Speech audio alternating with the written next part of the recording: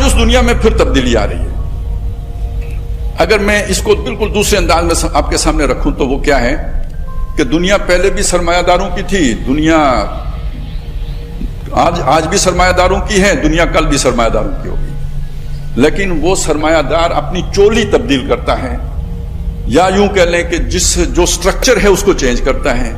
پہلے وہ سرمایہ داری ظہور پذیر ہوئی تھی ملوکیت کی صورت میں, سلطنت برطانیہ کی صورت میں, اور اس کا جو سب سے بڑا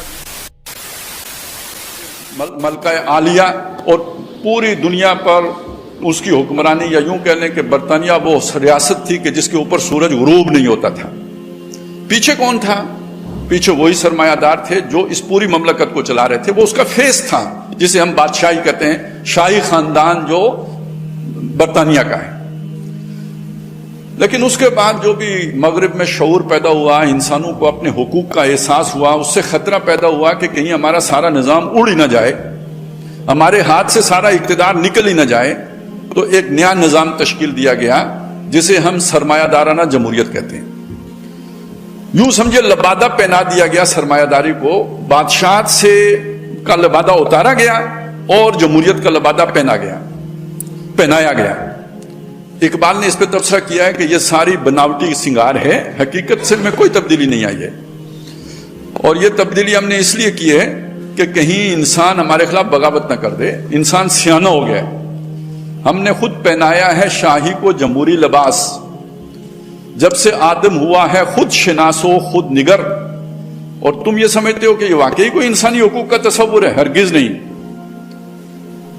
چہرہ روشن اندرون چنگیز سے تاریک تر. اس کا چہرہ آپ کو روشن نظر آتا ہے, اس کا بیانیہ بہت اٹریکٹیو ہے, لیکن اگر آپ اس کے اندر جھانک کے دیکھیں گے تو تاریکی ہے. یہ چنگیز سے بھی گیا گزرا نظام ہے, وہی ملوکیت ہے جس نے یہ صورت اختیار کر لی ہے. لہذا اس کے خلاف ایک رد عمل پیدا ہوا, اور بڑا شدید رد عمل پیدا ہوا, جسے ہم کمیونزم کے نام سے جانتے ہیں. یہ اصل میں اسی کیپٹلزم کے خلاف ایک رد عمل تھا. اس نے ایک تصادم کو جنم دیا.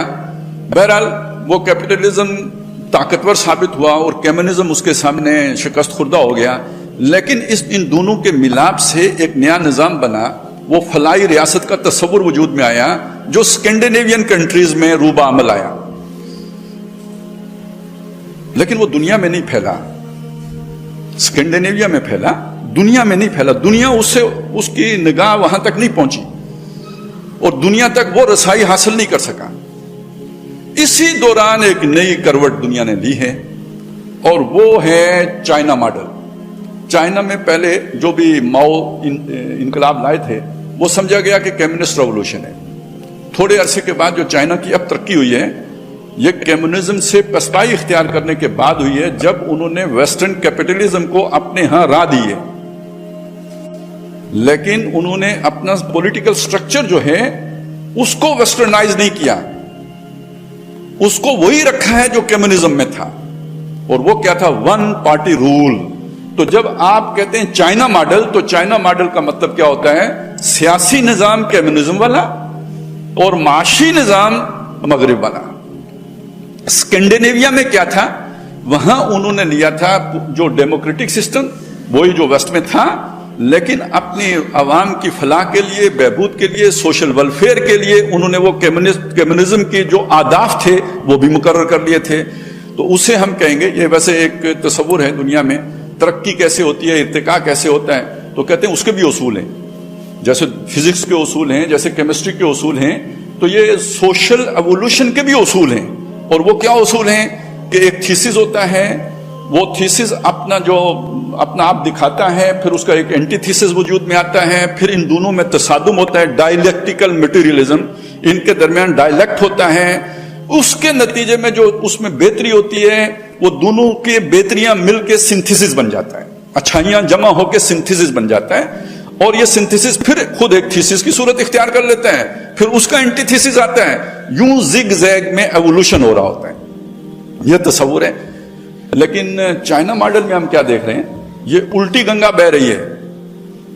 آپ نے کمیونزم کی جو برائی تھی, ون پارٹی ڈکٹیٹرشپ, اس کو اٹھا کے نافذ کر دیا, اور جو کیپٹلزم کی برائی تھی اس کو اٹھا کے اس کے ساتھ جوڑ دیا.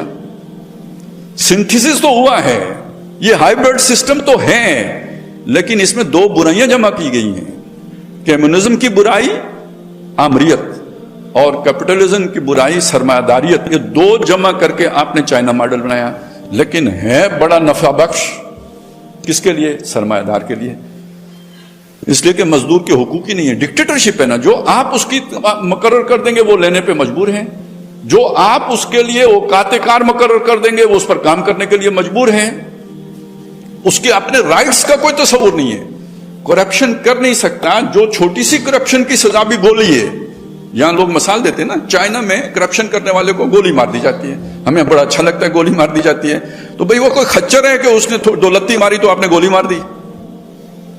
انسان ہے، اتنی سی غلطی پہ اتنی بڑی سزا، یہ فائدہ کس کو دے رہی ہے؟ انسانیت کو فائدہ دے رہی ہے یا سرمایہ داروں کو فائدہ دے رہی ہے؟ اس چیز کو ذہن میں رکھیں تو دنیا میں چائنا ماڈل سرمایہ دار کے لیے سب سے زیادہ نفع بخش ماڈل ہے، اس کے مقابلے میں جیسے کہ امریکہ کا ماڈل ہے یا برطانیہ کا ماڈل ہے یا یورپ کا ماڈل ہے، اس میں تو انسانوں کو حقوق دینے پڑتے ہیں، اس میں تو اس کو پریولیجز دینی پڑتی ہیں، اس کی ساری جو انسینٹیوز ہیں وہ اس بنیاد پر ہیں کہ آپ ہمارے ساتھ چلیں، ہم آپ کو نحال کر دیں گے، آپ کی دنیا کو جنت بنا دیں گے، آپ کو ملٹی نیشنل کمپنی میں آ کے آپ جوائن کریں، ہم آپ کو ایک بہت اچھا جو ہے نا گھر دیں گے، بڑی لمبی گاڑی دیں گے۔ یہاں تو انسینٹیو کے لیے پارٹنر بنانا پڑتا ہے، شیئرنگ کرنی پڑتی ہے، وہاں پہ تو قانون ہے، آپ نے چلنا ہے تو چلیں گے، نہیں چلیں تو گولی آپ کا اس کا نتیجہ نکلے گا۔ تو یہ نظام اگر پوری دنیا میں آتا ہے تو یہ انسانیت کے لیے خیر ہے یا شر ہے؟ اس سے بلائی وجود میں آئے گی یا یہ کہ اس سے انسان غلام بن کے رہ جائے گا؟ تو میرا اور آپ کا مستقبل ہے یہ۔ اب دنیا گلوبل ولیج ہے، اس گلوبل ولیج میں جو گلوبل آرڈر آ رہا ہے وہ یہ، کوئی آپ کو لال قلعے کے اوپر جا کے سبز پرچم لہرانے کی ضرورت نہیں ہے، اس نظریے کے اندر اتنی طاقت ہے۔ تو دنیا جس تباہی کی طرف جا رہی ہے سرمایہ داروں شیطانوں کی وجہ سے، اگر ہم نے اس اسلام اپنی دار کی طرف واپسی کرتے ہیں تو دنیا